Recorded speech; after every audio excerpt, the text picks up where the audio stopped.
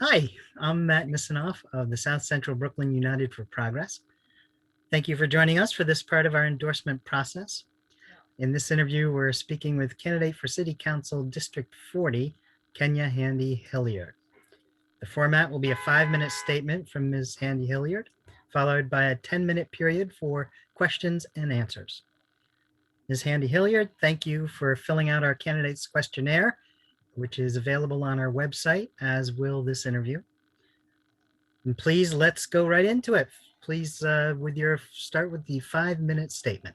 Okay. Good evening, everyone. Thank you for having me tonight. My name is Kenya Handy-Hilliard, and I'm running for City Council in the 40th Council District. I'm a wife, a mom of 2 young kids, and a lifelong Brooklynite that moved to Prospect Lefferts Garden when I was 3 years old. Although the city's fate is uncertain, the promise of a new, innovative post-COVID recovery lies ahead, with a renewed hope for a progressive future. These are challenging times for New York City and our district. Crime rooted in desperation is rising, overdevelopment and increased cost of living is fueling our district's housing and food insecurity, and many are adrift because of the twin trials of COVID and an economic crisis. Our voters are faced with a critical choice. Who can lead our communities and our city out of this crisis? Who can steer our COVID resiliency and recovery efforts, ensuring all New Yorkers benefit? Who can govern decisively from day one, and who will do it in true partnership with our communities? The urgency of the moment calls for clear-eyed, capable progressive leadership. I'm a career public servant who spent most of the last 15 years working for the people of District 40, and I'm the only candidate with legislative, budgetary, and organizing experience across all levels of government. I'm ready to lead. I started my career working for Congresswoman Yvette Clarke in the 9th Congressional District on Capitol Hill. Proudly, I took the staff lead for the Congressional Black Caucus, negotiating legislative priorities into the 2013 Comprehensive Immigration Reform Bill. I also championed gender equity and reproductive rights legislation, small business access to capital, and worked to end stop, question, and frisk from the federal level on behalf of the Congresswoman. I also worked to organize with Brooklyn stakeholders to fight for real affordable housing, including NYCHA tenants around NYCHA accountability, as the Brooklyn director for the New York City Comptroller's Office. I also worked tirelessly with elected officials and housing organizations to prevent foreclosure, mortgage fraud, deed theft, and tenant harassment as the Brooklyn director for the New York State Attorney General's Office. And as the Intergovernmental Affairs Director for the New York City Department of Investigation, I help to hold New York City employees, agencies, and contractors accountable for waste, fraud, and abuse of city resources. I also gained valuable experience with the city's budget process from the agency's perspective, a perspective many council members just do not have. I'm running because I've spent my career as a problem solver in government, and I want to bring my experience and perspective to the city council to start working on COVID recovery and resiliency the right way. I've seen firsthand how the government, at its inefficient and bureaucratic worst, fails over and over again to adequately serve the people of this great city. I've also seen how agencies are systematically underfunded and under-resourced, making them inefficient and ultimately wasteful, frustrating city workers and blocking agencies' ability to serve the public. I witnessed agencies scrambling to implement work from home, remote learning, and crisis management strategies during this historic health pandemic. And I saw how quickly the city resorted to austerity measures to address our fiscal deficit during the FY21 budget season, where agencies were told to lay off workers without conducting any real cost-saving risk management assessments for the kind of gaping waste, fraud, and abuse vulnerabilities that we know exist. I also seen how inexperienced council members create legislation that serves a political purpose, but ultimately hinders city agencies' ability to address the intended use in a real and tangible way. I'm in this race because we need experience and effective leadership to transform the city council, to help lead COVID-19 health and economic recovery efforts, to bring back pride and professionalism to our city council office, and to improve the quality of life for District 40 residents and all New Yorkers. If you're looking for a city council member who can take an issue, usher it through the legislative process, attach appropriate funding during their budget process, and support implementation at the agency level down to the workers fulfilling its mission, I'm your candidate. And the best part is, I don't have to ask where the bathroom is. I know my way around City Hall and will get straight to work on day one, governing in partnership with District 40 in an accountable and transparent way. Our district is worth fighting for. Our communities are worth being represented by qualified, attentive, and responsive leadership. And I'm ready to fight for all of us. Let me be your champion. I look forward to your questions. Thank you. Fantastic. Thank you very much. And if folks have questions, if you can please either use your raise your hand function on Zoom, or if you can just raise your hand and I'll see you and I'll go ahead and unmute you to ask the questions. And while we're waiting, I'll also jump in with one quick question or two quick questions. And so speaking of being on the council, that means there's 36 committees. You're assigned to 3 different committees at least. And what happens if you're assigned to committees that are not issues that you've been looking at or studying for a long time? How do you handle that?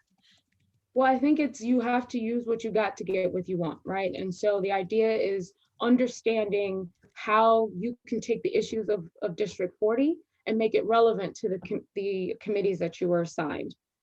So that means I'm a policy person, so I love to figure out how to strategically put the policy and make it relevant to the people that I represent, whether it was in any of my previous, stints in a legislature, it was to see how we can utilize the parameters of a committee and to make sure that the people of District 9 or Brooklyn or District 40 will be served adequately in that respect, but also to ensure that if it's a general committee that has general oversight, I think it's important to also see how you can use the rules and regulations to benefit both your district and the city in general. Very good. And a follow-up on that, what is your view on the current status of the Brooklyn Democratic Party? It makes me sad as somebody who came up in government and kind of saw the Democratic Party as kind of this beacon of progressive hope and change. And I think, our current county chair had an opportunity to bring our progressive wing together, to bring our moderate wing together, and really find a comfortable place and agreeable point for us to work and kind of move in tandem. And I just think it was a blown opportunity. And it's just, we've been really trying to create more of a democratic process through the county committee by recruiting folks on the ground.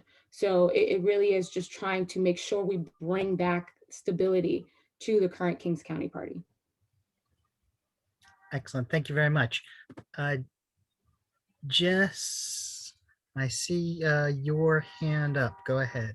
Always. Good evening. Hi, Ms. Handy. How are you tonight? How are you? Good. My name's Jessica Byrne, and I am indeed, among other things, the president of Community Education Council District 22, which serves part of the district you would be serving as well. And so this is an education question. I'm wondering how you would use discretionary funding or participatory budgeting to enhance the schools that are in District 40, your District 40, not my District 40, also in my district. One of the things we're having huge problems with is actually the school construction authority. And so that's another thing that I would ask you about is how do you see these kind of basic needs for like safety and structure of our buildings? How would you like to see those issues or those particular things resolved by the city council? Sorry.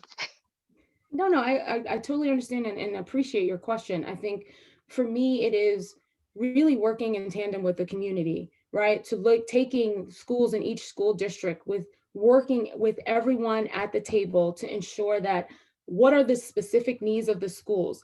how do we as the community, I as the bridge to bring community to, along with parents, with students, with administrators, with the unions, to kind of see how we can transform this. Because I think what we've been seeing historically is that, the decentralization of schools is not allowing for that money and that funding to come down to the schools appropriately.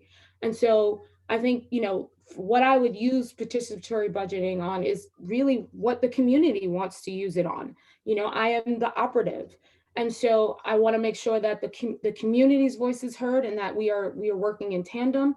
But I also want, to look at what are the things that are being cut, because those are usually, unfortunately, the stabilizing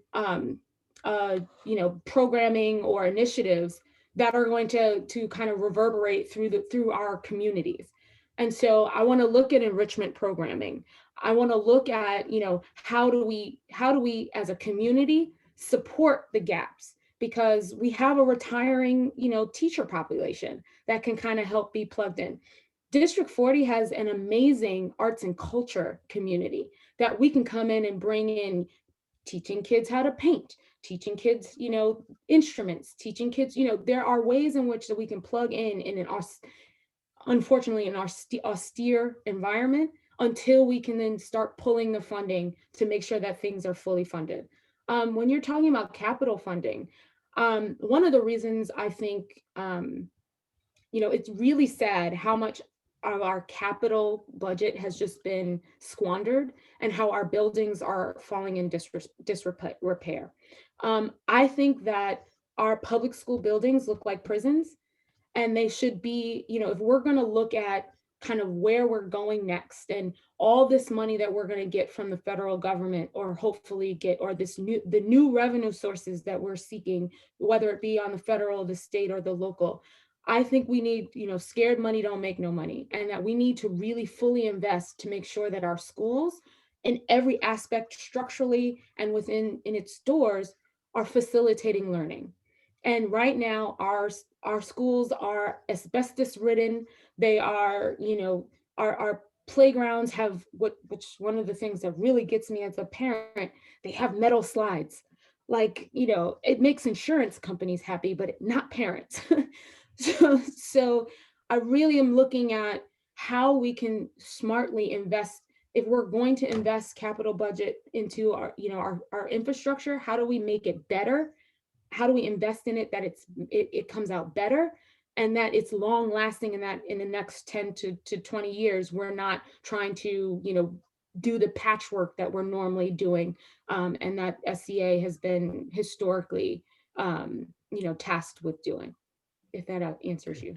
We've got about 3 minutes left and we've got 3 questions. Sorry. Let's see if we can do quick fire versions.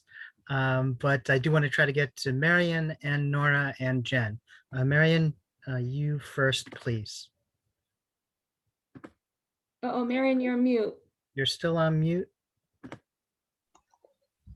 Kenya, I was very glad that you talked to my friend Natalia at Mixtape, and you wrote that article at about Bedford and Church.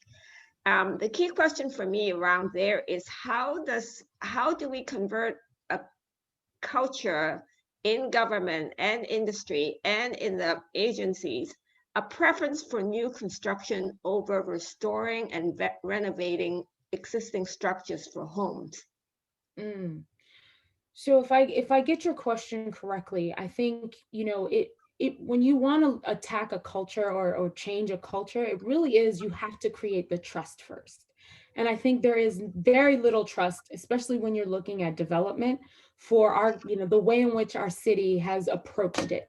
And I think what I was trying to convey in the article was that we really need to have a community, a community-centered conversation that is first before any decision is made.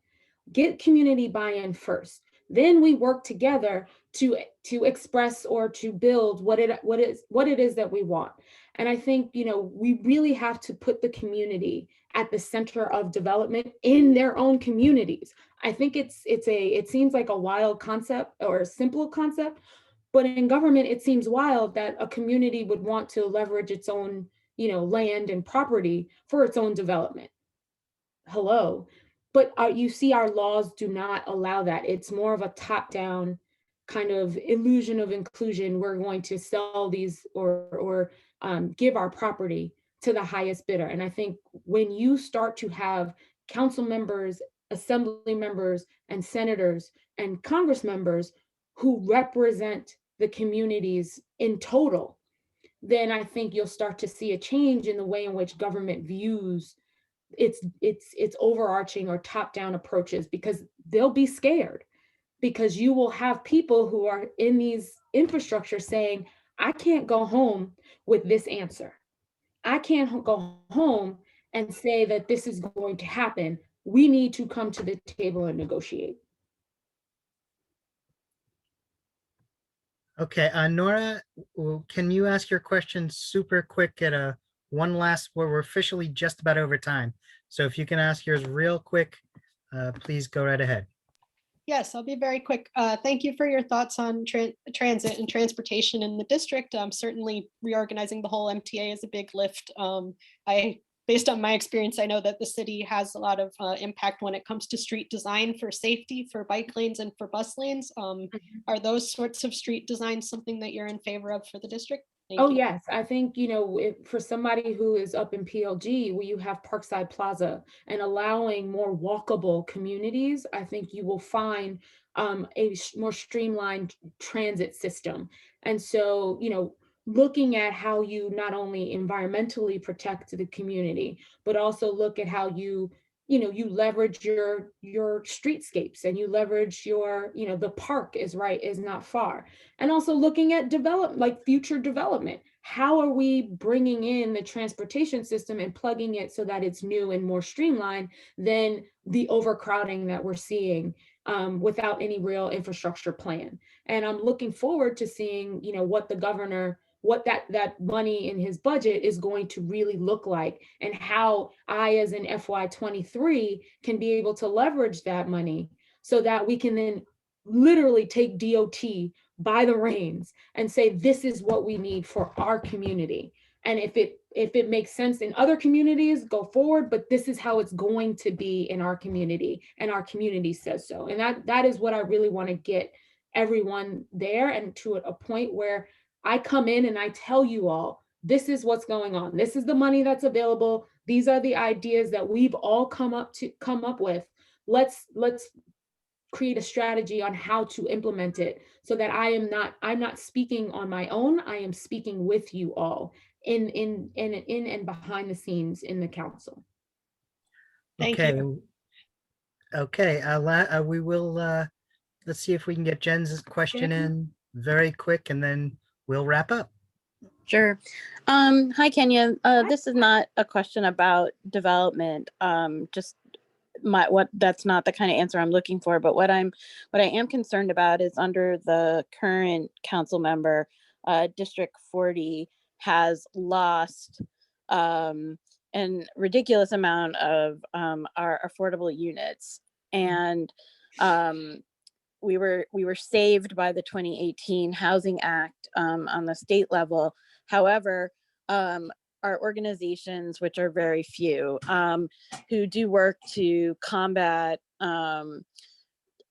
landlord-tenant intimidation and other tactics, as well as things that contribute to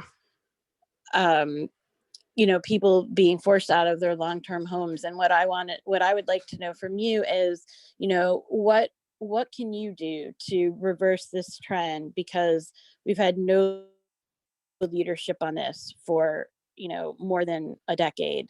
And we need someone who understands this issue and has an idea of what needs to happen to stop this. Okay, so if I understand your question correctly, you're talking about the loss of affordable units, and basically how the city is not it seems as though the city is talking about affordable housing in name only, and not really looking at other ways outside of leveraging land for this affordable housing. Is that correct? Yeah, I'm not talking about a solution that involves building more. I'm talking about a solution that involves keeping people in their homes. Yes. So I think a lot of it is what I've been looking at is, when you're looking at like a housing, middle class housing, we need to really look at one. I on the council level can be a resource, and so it is really looking at how to make sure that folks are financially stable to remain in their homes. It's looking at the different mechanisms. So you're looking at stay of eviction. The governor, I think, has given about 1.3 billion, I think, or he's given money towards protecting rent, or rent reimbursements. So really becoming the funnel and the resource for these financial benefits to help protect and keep people in their homes. I think so. It's education. It's also funneling, making sure that you're funneling budget to help protect people. It's also making sure that you're keeping homeowners in their homes, because homeowners stabilize communities. And once, if they lose their home, then you open up the whole world of development.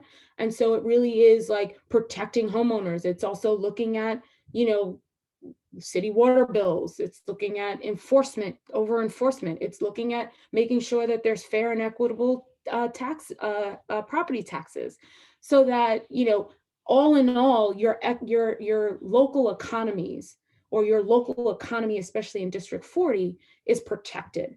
And so you want to make sure that your middle class homeowner population is protected. You want to make sure your renters are not going to be subject to homelessness even after the moratorium is, because that is where that's what we're looking at for the cliff. We want to make sure that we have a cushion for folks to then subsidize your small homeowning population who are looking at these renters who are struggling themselves, but also want to protect the renting population. So I think it is a both and I think I can lend my voice, I can lend my legislative, my investigative, and my budgetary authority to help work with the city, the state, on making sure that these protections are there and that they're going to work. Okay, thank you.